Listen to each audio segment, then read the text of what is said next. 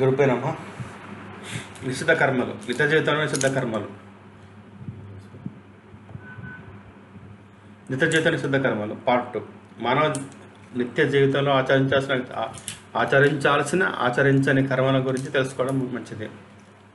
వారము క్షురకర్మ ఫలితాలు. ఆదివారం నాడు క్షురకర్మ చేసుకుంటే 1 మాసం ఆయుష్ తగ్గిపోతుంది. సోమవారం నాడు చేసుకుంటే 7 మాసంలో ఆయుష్ వృద్ధి చెందును. పుత్రులు కోరుకునేవారు, గృహస్థులు ఒకే పుత్రుడు గలవారు సోమవారం నాడు క్షౌరము చేయించుకొనకూడదు. మంగళవారం నాడు 8 మాసములు ఆయువు తగ్గిపోతుంది క్షౌరం చేయించుకుంటే. బుధవారం నాడు 5 మాసంలో ఆయు వృద్ధి చెందును. గురువారం నాడు 10 మాసంలో ఆయు వృద్ధి చెందును. లక్ష్మిని కోరుకునేవారు మాత్రం గురువారం నాడు క్షౌరం చేయించుకోనకూడదు. శుక్రవారం నాడు 11 మాసంలో ఆయుష్ వృద్ధి పొందును. శనివారం నాడు 7 మాసంలో ఆయువు తగ్గిపోతుంది.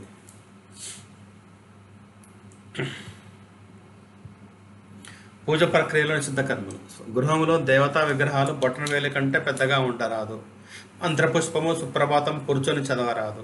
ఈశ్వరునికి పౌలింపు సేవ నిలబడి చేయరాదు. బొట్టు విభూతి లేదా కనీస బొట్టు అయినా లేకుండా పూజ చేయరాదు. ఈశ్వరుడికి గురువుకి ఒక చేతితో నమస్కారం చేయరాదు. అలా చేస్తే పై జన్మలో చేతులు లేకుండా జన్మించడం లేదా మధ్యలో చేతులు పోవడం వంటి జరుగుతాయి. ఈశ్వరుడికి నీవు వీపు చూపించరాదు. ఈశ్వరుడికి ఎదురుగా నిలబడి ఆత్మ ప్రదక్షిణ చేయరాదు.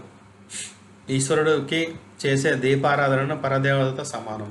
ఈ దీపారాధనతో పుల్లలు కానీ, సాంబ్రాణి కడ్డీ కానీ, హారతి కర్పూరం కానీ మరి ఏదైనా వెలిగించరాదు. పూజా సమయంలో ఈశ్వరుడికి మనకంటే ఎత్తులో ఉండాలి. ఈశ్వరుడు మనకంటే ఎత్తులో ఉండాలి. అలానే పూజా వస్తువులు కుడివైపు నుంచి తీసుకోవాలి. ఎడం చెయ్యి పూజా విధులను నిషేధం. ఇక ఆచమనం చేసేప్పుడు శబ్దం రాకూడదు. ఈశ్వర నిర్మాల్యంను కాలితో తొక్కరాదు. అలా చేస్తే ఈ జన్మలో చేసుకున్న పుణ్యంతో పాటు పూర్వజన్మలో చేసుకున్న పుణ్యం కూడా నశించును. రుద్రాక్షలు ధరించేవారు మద్యము, మాంసము, ఉల్లి, వెల్లుల్లి, మునగ, శ్లేషాత్మక పదార్థాలు తినకూడదు.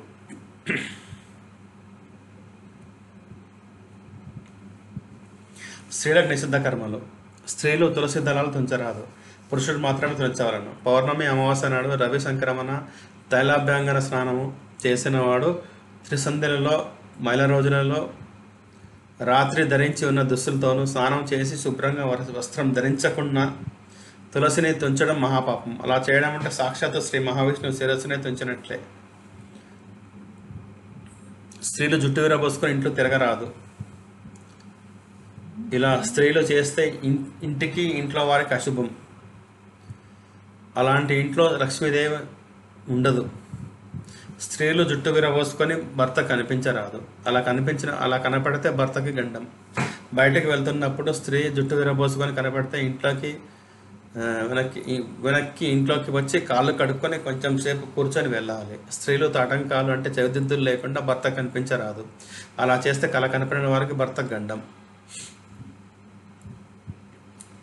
పురుషులకి నిషిద్ధ కర్మలు. ధర్మపత్ని జీవించి ఉండగా పురుషుడు పరస్త్రీ సంగమం చేయరాదు.